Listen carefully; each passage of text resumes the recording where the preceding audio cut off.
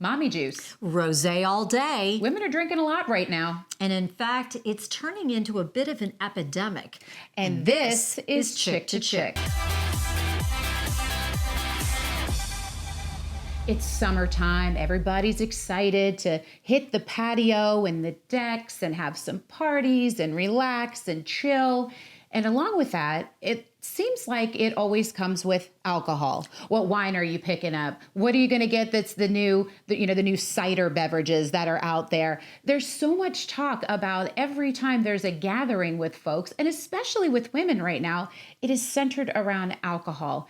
And I just don't understand why. I get we're stressed. I get we have a lot going on, but I feel like we are using alcohol as a big crutch right now. Yeah, and let's be clear. I mean, we have nothing against this, but it's all about moderation, isn't it? Absolutely. Why can't we just drink in moderation? And why is the focus always on, as you said, alcohol? You want another drink? Here, let me top that off. Oh, go try this one. And you're switching up the different kinds from wine to a hard alcohol.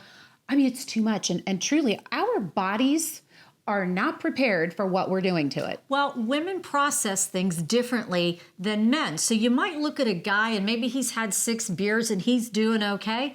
I gotta be honest, I have 1 glass of wine and I'm starting to feel it, but there's a reason for that. Well, absolutely. And we're going to get to that in just a second. I wanted to share some startling statistics, if you don't mind. I want to talk about the fact that the National Institute on Alcohol Abuse and Alcoholism says this, that more than 5.3 million women ages 18 and older have an alcohol disorder. They're abusing it.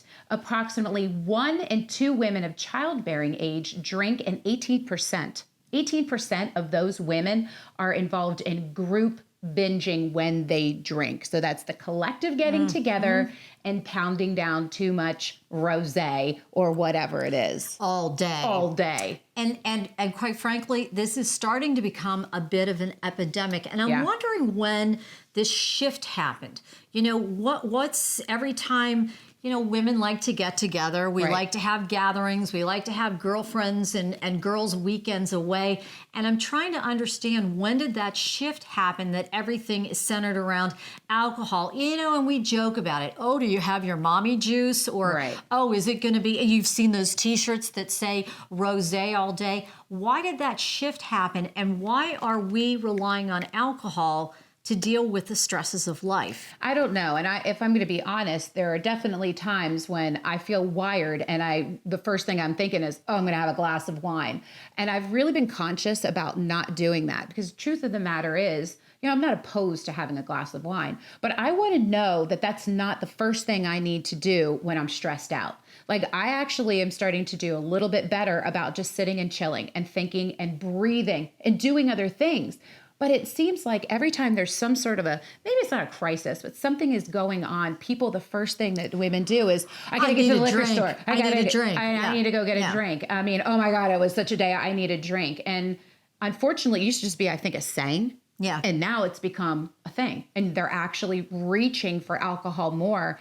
And what I find scary, and we keep talking about this, is they're drinking excessively and they're drinking too much more. I mean, I'm seeing it all the time. Well, and I don't understand this because, you know, we are a product of our family of origin. Right. You know, you always trace back to your family of origin. Being an Italian and being raised in the Italian culture, wine was everywhere. And, you know, we were introduced to it at a young age. My father would give us a sip of wine. It was not this forbidden fruit. Although wine was always a part of our culture and meals and whatnot, I never saw my parents drunk. I never saw any of their friends drunk. We had people in our house all the time. I never saw that. And even going to Europe, my cousins are still in Italy. I brought my son there. People are out. They're drinking, they're having a good time, but I never, ever saw anybody drunk. And my son noticed that as well as we were walking through Italy and touring Italy, and they have these town squares, they call them piazzas, and people were out with a glass of wine. And he said, you know what, Mom? Like, everybody has a glass of wine, but nobody's drunk here. And I said, that's because they don't drink to get drunk. No, they're it's more of a sipping it. social. Right. It's just for social reasons. So this is kind of odd to me because I didn't grow up with that and I Right. wasn't raised that way. And so I don't get it. Yeah, I mean, we weren't either. I mean, funny. Now we joke that we're Irish. That's a whole other story as to why really not. That's a whole other refer back to podcast. another podcast we did. You'll understand that one, the DNA one.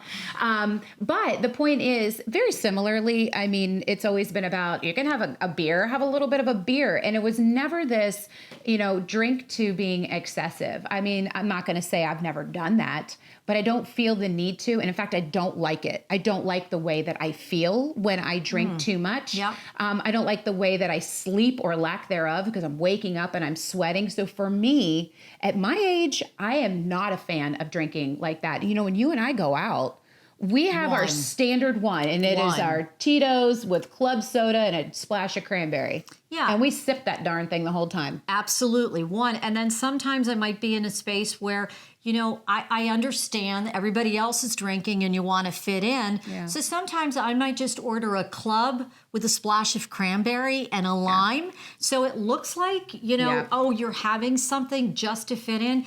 But I am not going to succumb to peer pressure. You're not going to force me to drink. I don't want to. I am perfectly fine. And the other thing that's kind of sad, again, women love to get together. I love to get together with my girlfriends. Yeah. We have a great time. Yeah. Every year I try to have a girls' weekend away with my girlfriends from high school. I love all of that. But I also do notice that some women, they're getting into this space that they're drinking too much. Yes. There's an increase in DUIs. Ladies, you don't want to get into that space because you got lots of explaining to do to your kids. You're telling your kids don't drink and drive. And then you're doing it. And then you're doing it. And remember, we are our role models for our children. So you have to be so careful. I don't even want to Absolutely. be in that. I don't want to even put myself into that position. Yeah, I want to go back again and just refer to something because we talk about women being at risk, not just for getting a DUI or getting into an accident, my Yep. goodness, but there are other reasons. And back as we look on the National Institute of Alcohol Abuse and Alcoholism, when they talk about women having the higher risk, they basically say, listen, women weigh less than men, Yep. and alcohol resides predominantly in body water, and pound for pound, women have less of their bodies than men. We can't do what they do. We can't handle it. We can't consume like that. And that just means that the alcohol blood content is going to show a lot more in us and show up quicker. And another thing, you and I talked about this before, when a woman or anyone really drinks wine, it hits them within 10 minutes. You and I will say, I feel it. Woo, I Yeah. just had a little bit of wine and now I feel like instantly I can feel it. If you have a harder alcohol, it takes a lot longer, up to 40 minutes before you really feel it. But women are usually showing up the door with wine. Yes. So they're feeling it, Yep. and then they're drinking it You a do little bit feel more, it. and there's some major tall pours going on. Ladies, our bodies can't handle that. We just can't do it. Well, what I've noticed too, and I like this, there are a lot of wines now that are coming out with a lower alcohol content. A lot of those, what do you call those drinks in the cans? Help me out. The flavored seltzers. They're coming out with a lower alcohol content. And then a lot of people are coming up with mocktails instead of cocktails, similar to a Shirley Temple. Yeah. So you can still feel social. You can still feel like you're fitting in, but you're not, drinking all of that alcohol. So again, we have nothing against alcohol. No, That's but fine. Let's be smart. Let's be smart. We're, Be smart. We are mature people who do know right from wrong. We tell our kids these things, and we need to have the same practice. We really, really do. It's not good for our bodies. It's not good if you're in an accident. It's not good if you have a DUI. So women, let's watch each other and how we're doing. And we go to these parties, let's have fun, but let's also know enough is enough. You have to put a kibosh on so much overindulgence in drinking. So when I'm stressed out, I don't say, "Oh, I need a drink." You go I for do a walk. one of two things. I go for a walk. It clears my head. Or I call you. Hotline. Call your girlfriends. Call your girlfriends. What's the matter with Gary, I just Yeah. And then I'm going, "Oh, okay." I feel so good. much better. And then I go, good. I guess I need a drink Then now. she's like,